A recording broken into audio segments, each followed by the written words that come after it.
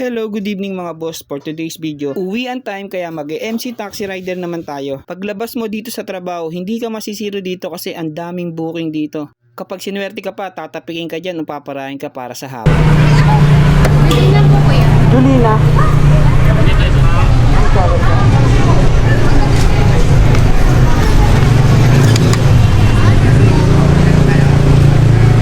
Yun na nga, meron na agad pumasok na booking sa atin. Ka-landmark pa natin, unang booking. Si ate sa Ladies Bazaar Department. Okay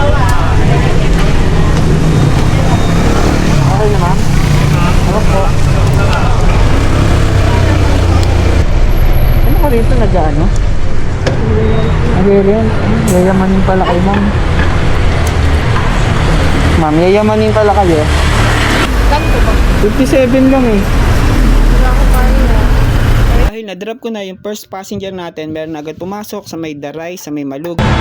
Jan Marcos. Helmet na lang kayo.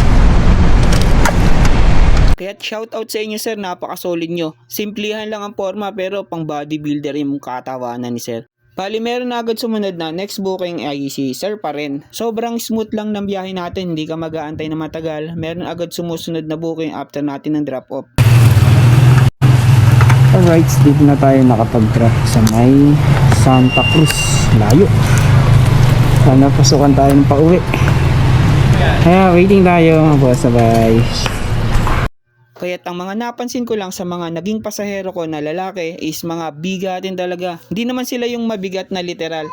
Nakakatutuwa lang ako kasi karamihan sa kanila mga nagbibigay ng tip o may mga sobra. Kaya ibig sabihin na nakakaintindi sila sa mga hirap na mga MC taxi rider. Thank you sir. Ingat ka kaya.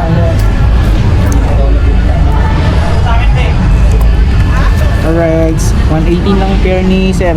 Ginawa ni sir 150. All goods.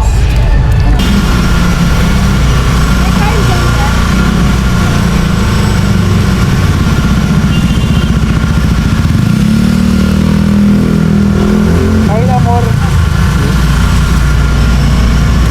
Ala ko lalaki.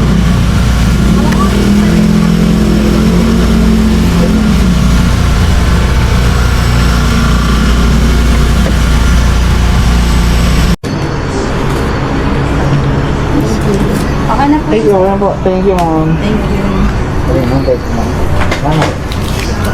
Makasulot. Alright, medyo malapit na tayo. Dito tayo nakapag-drop. Malapit sa gate 3. Yan, 72 lang yung pair ni ma'am. Ginawa pa ni ma'am 100. Alright. Pero, konting kembot na lang, makaka-uwi na tayo. Kasi malapit na tayo.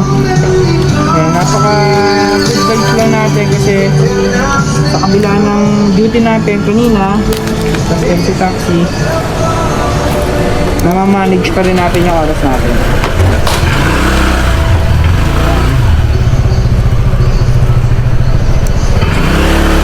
Ano pa sila tayo ng next book. Bye bye. Ay sa may tower top.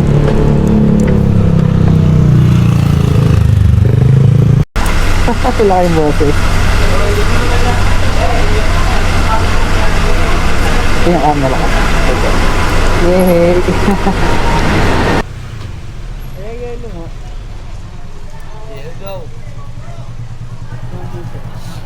Kaya't ganun lang kasimple ang pag-MC taxi rider. Dati pinapangarap ko lang maging legit na kumikita na rider. Ngayon halos ikaw na yung susuko para bumiyahe. Kasi dati pang personal rider lang o pang service lang yung mga motor. Ngayon kapag naka-professional license ka na, lahat yan pwede mo nang pasukan ng mga trabaho. Pwede ka mag-MC taxi rider, delivery rider, or mga food delivery. Kaya't kung nakaabot ka sa hanggang dulo ng video na to, comment ka lang sa baba para ma-share natin sa mga gustong maging MC taxi rider din.